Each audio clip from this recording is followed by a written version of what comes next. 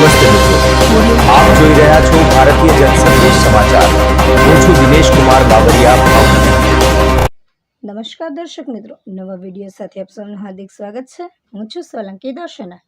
બોટાદ તાલુકાના તુરખા ગામે મંગાભાઈ પૂનાભાઈ ભરવાડ નામના વ્યક્તિની કબજાની જમીન ઉપર તુરખા ગામના માથાભારે શખ્સ 50 જેટલા માલઢોર લાવી બાંધી દઈ ગેરકાયદેસર કબજો કરવામાં આવ્યો હતો, તેમજ જાનથી મારી નાખવાની ધમકીઓ પણ આપવામાં આવી રહી છે.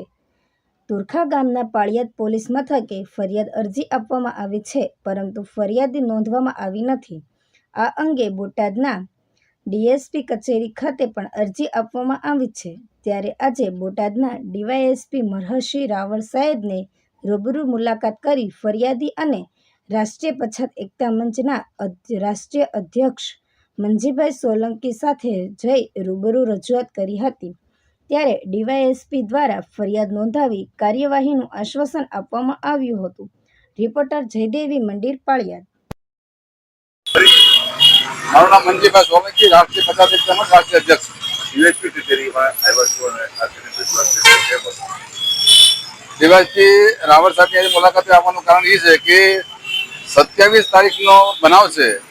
30 તારીખે 112ના માધ્યમથી બોટાદ પોલીસને જાણ કરવામાં આવે, પાળિયાદ પોલીસને, અને ત્યારબાદ 3 તારીખે મેં 20 જેવા માણસો બોટાદ એસપી સાહેબને મળેલ અને તેમને પણ થાણા અધિકારીને પાળિયાદમાં જાણ કરી કે આ લોકોની ફરિયાદ લેવામાં કેમ નથી આવી.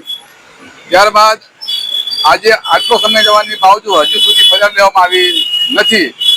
આજે ડીવાયએસપી કચેરીએ મેં સાહેબને મળ્યા છીએ કે સાહેબ, આ બોટાદની અંદર નીચલા અધિકારીઓ દ્વારા સહી સમયમાં જ્યારે પગલાં લેવામાં નથી આવતા, ગુનેગારોના ડામમાં નથી આવતા, ફરિયાદ લેવામાં નથી આવતી, એના કારણે આની અગાઉ બોટાદ જિલ્લાની અંદર દલિત સમાજના કેટલા લોકોની માથે હુમલાઓ થયા છે અને લોકોને જાન ગુમાવવાનો વારો આવ્યો છે.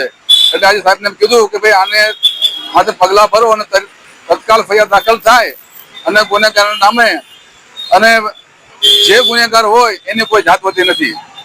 એટલે આ દલિત સમાજની ઉપર ફરીને હુમલો ન થાય એના માટે સાહેબને એમને મળ્યા હતા અને એમને કીધું કે આવતીકાલે તમારી ફરિયાદ લેવામાં આવશે. શું નામ તમારું? મંગાભાઈ પૂનાભાઈ પરમાર, તુરખાથી. શું પ્રશ્ન છે? જમીન કઈ બાબતે? અમારો કબજો છે 50 વર્ષથી, બરાબર છે. એમાં આ 27 તારીખે મેં એને ધમકી દીધી અને 30 તારીખે એના 51 ઢોર લઈ અને અમારા કબજામાં બાંધી દીધી. જાદવભાઈ વાઘાભાઈ ભરવાડ અને એક એના કાકાનો દીકરો જગો કરીને નામ છે. એ બે અમે એને ધમકી મારી એટલે હું નીકળી ગયો. પછી મારા ભાઈઓની 112 ને મંગાવી એટલે ગાડી આવી. ગાડી આવી એટલે મને બેહાડે અને પાળિયાદ પોલીસ સ્ટેશન લઈ ગયા અને તરત જ મને નાખી મારું આ નિવેદન લઈ અને ઢોર તો નાખી કઢાવી નાખ્યા, પણ ફરિયાદ લેવામાં નથી આવી. મારો કોઈ કબજો એટલે મને કોઈ એક્શનમાં તો પોલીસ નથી આવી. 2 રક્ષણ વાળા આપ્યા છે, હોમગાર્ડ વાળા મારી વાડીએ રક્ષણમાં બેઠા છે. ડીવાયએસપી કચેરી આવ્યા તો શું રજૂઆત છે? સમજ્યા? ડીએસપી સાહેબને અત્યારે રજૂઆત તમે અમારી જે દલીલો હતી એ કરી. બરાબર છે. આ સાંત્વના શું હતી? હે, શું આશ્વાસન શું આપ્યું છે? આ સ્વસાદ આપ્યું કે અમે કાયદાની કાર્યવાહીમાં તમે કાર્યવાહી કરી દઈશું. બરાબર છે. અમારે આમને ગુલામીથી કેટલુંક રહેવું, એમ ડાબમાં કાયમિક માટે રહેવાનું, કાયમિક માટે આમના ડાબમાં જીવવાનું. બરાબર.